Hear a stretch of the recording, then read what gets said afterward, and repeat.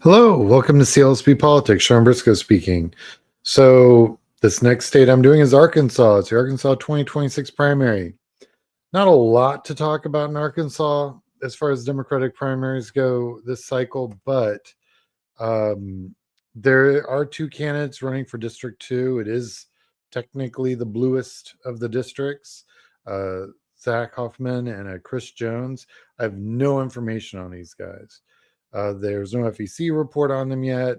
All of my FEC stuff the last filing was in June, so it was a few months ago.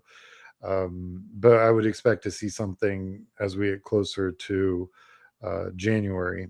Anyway, they're March 3rd primary, just like Texas and North Carolina. So they're going to be one of our first primaries. So it'll be interesting to see if these two gentlemen end up battling it out. This is the district. It's right in the middle of Arkansas. You understand Arkansas is an agriculture state, not super big.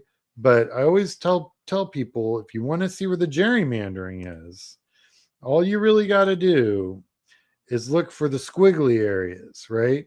So there's this where you see there in the bottom there where you see a hook coming in. Hooks are always gerrymandering.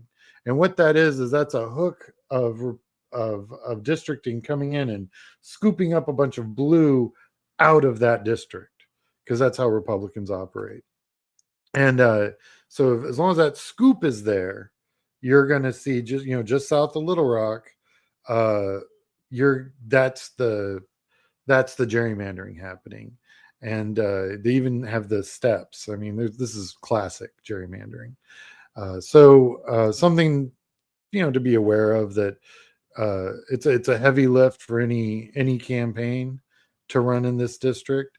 It's 40% Democrat, 56% Republican, population of 752,000, which is normal for a congressional district. The last Democrat that did anything in this district was in non-presidential, because guys, there's a big difference between presidential and non-presidential cycles. Non-presidential cycles have fewer voters that participate, unfortunately, most times, and then as a presidential. So when you want to compare apples to apples, you got to go, what is 22 doing? Or if the gerrymandering is not so horrific, what did they do in 18? You don't want to do 20 or 24 because those were both presidential cycles.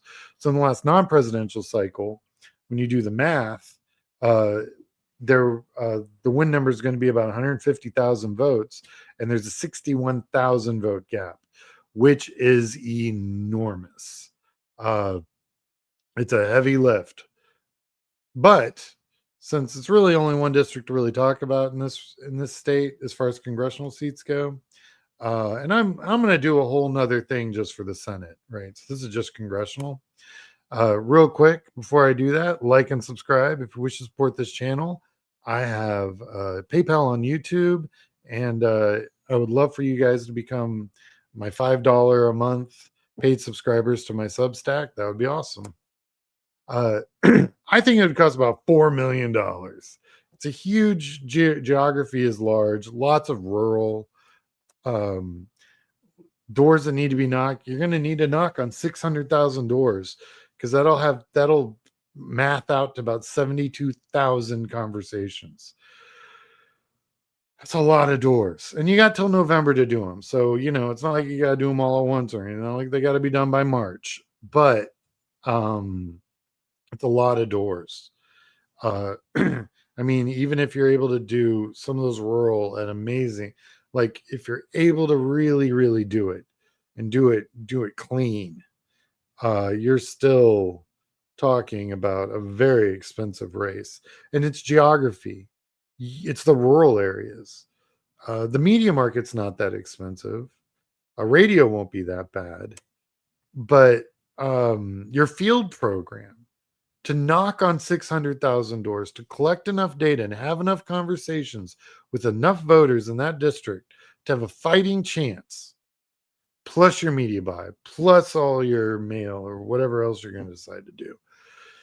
It's a very expensive race. I would imagine it's 2.4 for the field. You'll do another 2 million for media buys and everything else. It's horrifically expensive.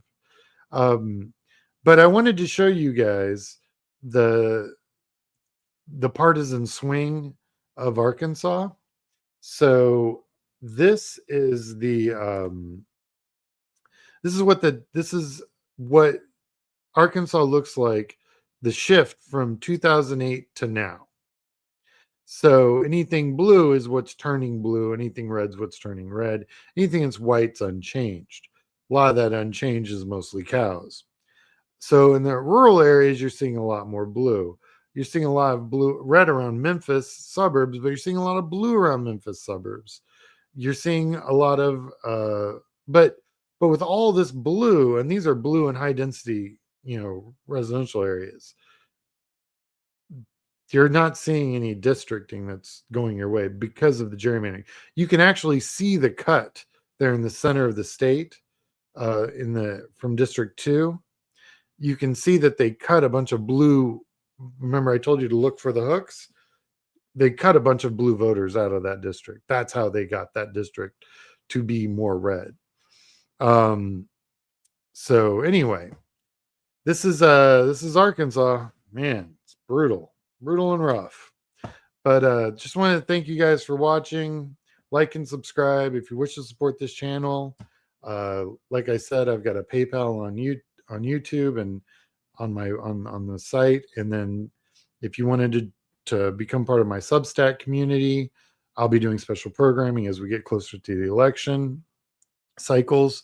So you'll see interviews and things before everyone else, which is kind of interesting. And you can do that for $5 a month.